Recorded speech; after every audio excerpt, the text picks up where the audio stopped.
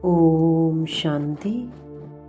आज की मुरली में बाबा कहते हैं, मीठे बच्चे, तुम्हारी यह ईश्वरीय मिशन है। तुम सबको ईश्वर का बनाकर उन्हें बेहद का वर्षा दिलाते हो। हमारी कौन सी मिशन है?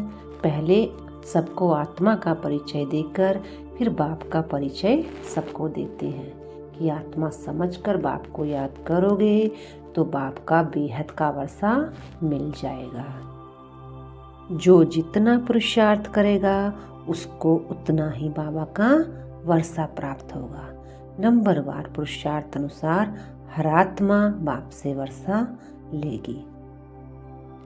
चाहे किसी को एक जन्म भी होगा तो भी उसे बाबा कहते हैं, शुरू में आत्मा सतो प्रधान ही होती है, इसलिए इसको सुख मिलता है। तो एक जन्म का वर्षा भी बाप से ही मिलता है, चाहे कुछ समय का सुख का वर्षा मिलता हो, चाहे 84 जन्मों वाली आत्मा की बात हो, चाहे 60 जन्म वाली की बात हो, या चाहे 50 जन्म वाले की बात हो, लेकिन वर्षा एक बाप से ही मिलता है। आगे बाबा कहते हैं कि कर्मेंद्रियों की चंचलता कब तक समाप्त होंगी? जब तुम्हारी स्थिति सिविल एज तक पहुंचेगी, अर्थात जब आत्मा त्रेता की सतो स्टेज तक पहुंच जाएगी तो कर्मेंद्रियों की चंचलता बंद हो जाएगी। अभी तुम्हारी रिटर्न जर्नी है ना, इसीलिए कर्मेंद्रियों को तुम्हें वश में रखना है। कोई भी छिपाकर ऐसा कर्म नहीं करना जो आत्मा पतित बन जाए। अविनाशी सर्जन तुम्हें रोज परहेज बता रही हैं, उस पर सदा चलते रहो तो कर्मेंद्रियां वश हो जाएंगी। बाबा कहते, आत्मा सतो प्रधान एक हफ्ते में भी बन सकती है। वो कैसे?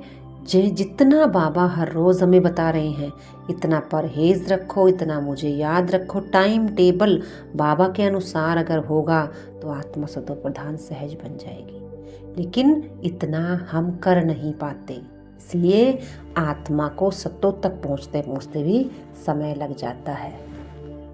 जो आत्मा इस 7 दिन के कोर्स को अच्छी रीति समझ जाती है और बाबा की श्रीमत पर चलती है तो संपूर्णता सहज है। लेकिन प्रॉब्लम कहाँ है? हमें समझ ही कम आता है। अगर हमें उसी समय समझ आ जाए बात तो हम उसी समय कर लेते हैं, लेकिन अगर हम उसको करते नहीं हैं और कह रहे हैं समझ आ गई, तो इसका मतलब समझ आई नहीं है। अभी हमने सुना है, समझा नहीं है।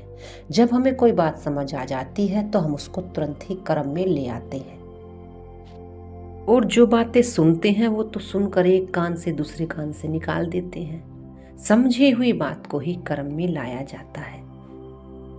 आज बाबा ने विशेष इस बात पर भी ध्यान खिंचवाया है कि कर्मेंद्रियों को वश रखना है तो कोई भी कर्म छिपाकर नहीं करना। आज सारे दिन में अपने आप को देखना है कि मैं जो भी कर्म कर रही हूँ, चाहे एक पानी का गिलास ही क्यों नहीं उठाकर पी रही हूँ, या कोई एक फ्रूट ही मुंह में क्यों नहीं डाल रही हूँ, कोई भी कर्म कर रही हूँ, क्या मुझे उस समय बाबा याद है? अगर बाबा याद है तो हमारा कर्म बाबा से छिपा हुआ नहीं है। अगर बाबा को हम भूले हुए हैं और कर्म कर रहे हैं तो हमारा हर वो कर्म बाबा से छिपा हुआ है, क्योंकि आत्मा बाबा के संपर्क में ही नहीं है, याद में ही नहीं है, तो कैसे बाबा को हमारे हर एक्ट की पता पड़ेगी? आत्मा जब याद करेगी तो बाबा तक हमारे भाव पहुंच जाते हैं। इसीलिए गीता में भी लिखा है, जो मुझसे छिपाकर कर्म करते हैं वो चोर कहलाते हैं। तो ये स्पष्ट बाबा हमें बता रहे हैं कि हमें कोई भी कर्म बाबा से छिपाकर नहीं करना है। जितना हो सके बाबा को याद करते हुए कर्म करना है, बाबा को बुला लेना है या बाबा के पास पहुंच जाना है। सबसे इजी तो यही है कि बाबा को नीचे ही बुला लो कि मेरे बाबा मेरे साथ ही आ जाओ। बाबा हमें ये भी समझा रहे हैं कि ये तुम्हारी आत्मा की रिटर्न जर्नी है, यानी अब जाने का समय है। और जब कोई भी आत्मा या शरीर अपने गांव को या शहर को छोड़कर किसी दूसरे शहर में शिफ्ट होता है तो उसका जितना भी हिसाब किताब जिस जिस आत्मा के साथ होता है, वो सारी आत्माएं अपना हिसाब किताब लेने के लिए उसके पास पहुंच जाती हैं कि अब आप जा रहे हो तो हमारा भी हिसाब किताब ज़रा चुकतू करके जाना। तो बाबा भी यही कह रहे हैं कि बच्चे अब जाने का समय है, तो आत्मा की रिटर्न जर्नी है, तो सब कुछ जो भी तुमने कर्म किए हैं वो सब हिसाब किताब चुकतू करके तुम घर जाओगी। तुम्हारे पास माया भी आएगी, परिस्थिति भी आएंगी, विकार भी तुम्हारा सामना करेंगे, क्योंकि आत्मा के घर जाने का समय है। इस बात को हमें समझना है।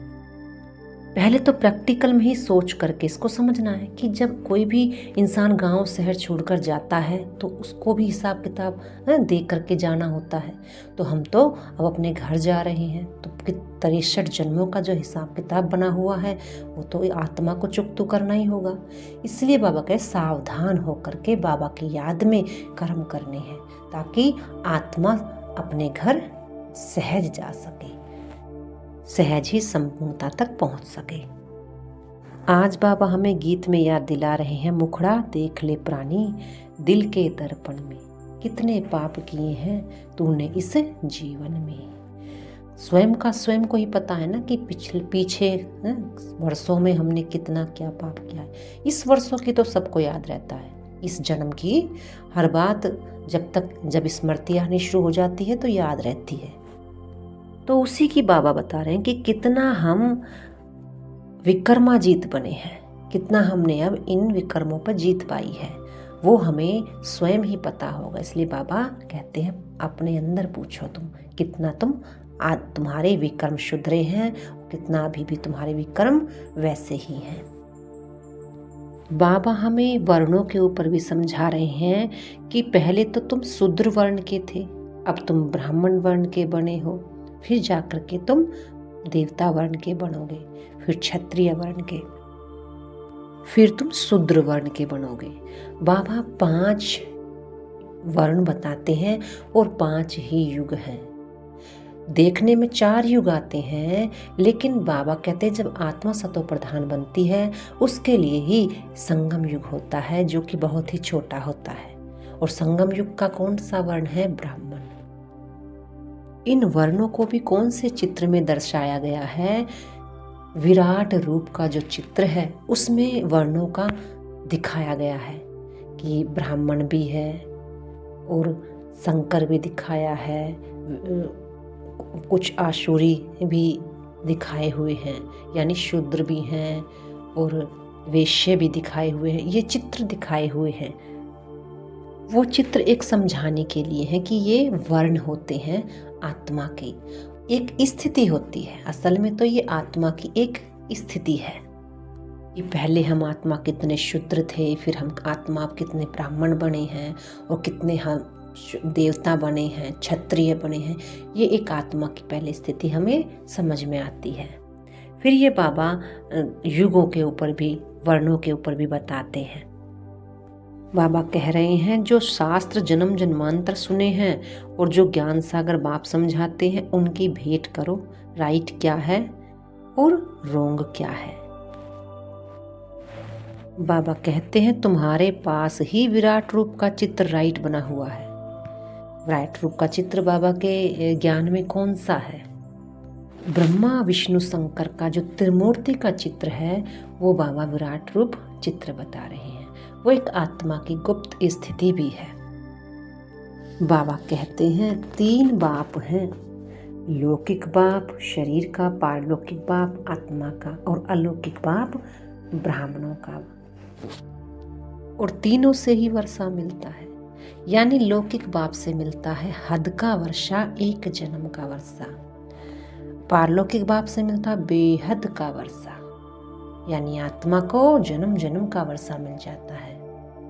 और अलौकिक बाप से मिलता है दिव्य गुणों का वर्षा, चरित्र का वर्षा। ब्रह्मा बाबा से हमें कौन सी सीख मिलती है कि साधारण तन में रहते हुए भी कितने दिव्य गुणधारी बने। तो तीनों ही बाप से हमें वर्षा मिलता है, लेकिन सांसारिक जीवन में वो आत्माएं इस बात को नहीं समझ सकती। जब हम ज्ञान में आ जाते हैं तब हमें ये बातें समझ में आती हैं। बाबा कहते हैं शिव बाबा का रथ तो यह है, मेरा रथ तो एक ब्रह्मा है और पहले पहले मैं आकर के इस ब्रह्मा के रथ को ही श्रृंगार करता हूँ। क्योंकि पहले पहले तो ब्रह्मा बाबा कैसा था, ब्रह्मा बाबा भी तो तमो प्रधान था। पहले पहले बाबा आकर उस आत्मा को सतो प्रधान बनाते हैं, फिर उस रथ पर अपनी सवारी करते हैं। क्योंकि बिना स्वच्छता के, बिना पवित्रता के बाबा किसी का भी रथ नहीं ले सकते। इसलिए बाबा पहले पहले ब्रह्मा बाबा को इतना सतो प्रधान, इतना पवित्र, स्वच्छ बनाते हैं, फिर उस पर अपनी सवारी करते हैं। और फिर सवारी भी बाबा कहते हैं मैं सारा दिन तो सवारी नहीं करता, आता हूँ जाता हूँ, मुझे तो बहुत काम है, मुझे तो सबसे अपना कार्य कराना होता है। बाबा कहते हैं कि दुनिया में कहते हैं आत्मा बिंदी है, बिरकुटी के बीच में चमकता है स्टार, परंतु यथार्थ रीति किसी की भी बुद्धि में नहीं है कि आत्मा बिंदु कैसे है। ये बड़ा ही क्वेश्चन है अपने आप से पूछने वाला कि बाबा हमें एक अर्थ कहते हैं, बच्चे तुम शब्दों को पकड़ लेते हो, लेकिन तुम्हें शब्दों के अर्थ में जाना है। आत्मा बिंदी है ये तो बाबा ने हमें बता दिया, लेकिन आत्मा बिंदी कैसे है, उस अर्थ तक हमें पहुंचना है, तभी हम बाबा को और ज्ञान को समझ पाएंगे। बाबा चित्रों पर कहते हैं कि तुम्हें अपने अपने घर में भी ये चित्र रखने हैं। 3 चित्र तो मुख्य हैं, सीढ़ी का, त्रिमूर्ति का, झाड़ का। ये बहुत जरूरी चित्र हैं, इनमें सारी समझानी आ जाती है। झाड़ से सब धर्म वाले समझ जाते हैं कि हम कब और किस समय पर अपने अपने सेक्शन में आते हैं। क्योंकि जब तक वो आत्माएं नीचे नहीं आती तो वो कहाँ होती हैं, वो परमधाम में बाप के पास होती हैं। ये झाड़ में क्लियर समझ आ जाता है। बाबा कहते हैं मैं बच्चों को लाइट हाउस का भी टाइटल देता हूँ। एक आंख में मुक्ति धाम और दूसरी आंख में जीवन मुक्ति धाम। तुम्हें शांति धाम में जाकर फिर सुख धाम में आना है। यानी इस जीवन में रहते हुए हमें एक आंख में शांति धाम और दूसरी आंख में सुख धाम याद रखना है। माना हमारे मन में सदा शांति हो और बुद्धि में सदा क्या याद हो कि मैं वर्षा याद हो। यानी सुखधाम याद होने का मतलब ही है बाप का वर्षा याद आ जाना। वर्षा क्या याद आना कि मैं तो हूँ ही ज्ञान स्वरूप आत्मा, मैं बहुत सुख स्वरूप आत्मा हूँ, मैं पवित्र स्वरूप आत्मा हूँ। जितना जितना हम बाबा के इन वर्षे का विचार करेंगे, चिंतन करेंगे अपने अंदर, तो बाबा कहे तुम सुखधाम के मालिक बन जाओगे। सुखधाम में क्या है, यही तो है, सुख भी है, सदा सुख है, सदा पवित्रता है, सदा अखंड शांति है, प्रेम है। तो ये बाबा का वर्षा ही सतयुग का वर्षा है। और जितना हम इस वर्षे को याद करेंगे, सिमरन करेंगे, उतना ही हम सुखधाम के मालिक बनेंगे। क्योंकि जब हमारे अंदर वो स्थापना पक्की हो जाएगी, फिर हमें राज्य तखत भी बाबा का सतयुग में सहज ही प्राप्त हो जाएगा। जब बाबा सतयुग को याद करने की बात कहते हैं तो बाबा इस वर्षे को ही याद करने की बात कहते हैं कि तुम घड़ी घड़ी बच्चे मेरे वर्षे को याद रखो तो तुम इसके मालिक बन जाओगे। आज बाबा गहरी बात कह रहे हैं कि कर्मातीत अवस्था हो जाए तो तुम बच्चों को सूक्ष्म वतन में रहना पड़ेगा, और सूक्ष्म वतन में रहकर भी फिर जन्म लेना पड़ता है। आगे चलकर तुमको सब साक्षात्कार हो जाएंगे। ये बाबा बड़ी ही सूक्ष्म गहरी बात समझा रहे हैं। क्योंकि बाबा कहते हैं जब संपूर्ण कर्मातीत अवस्था हो जाती है तो आत्मा शरीर छोड़कर चली जाती है, लेकिन जब तक सतयुग नहीं आता है तो आत्मा ज्यादा समय भी सूक्ष्म वतन में नहीं रह सकती, फिर उसको जन्म लेना पड़ता है। तो ये भी बाबा कहते हैं तुम्हें लास्ट में साक्षात्कार होगा, ये बातें सब तुम्हें समझ आ जाएंगी।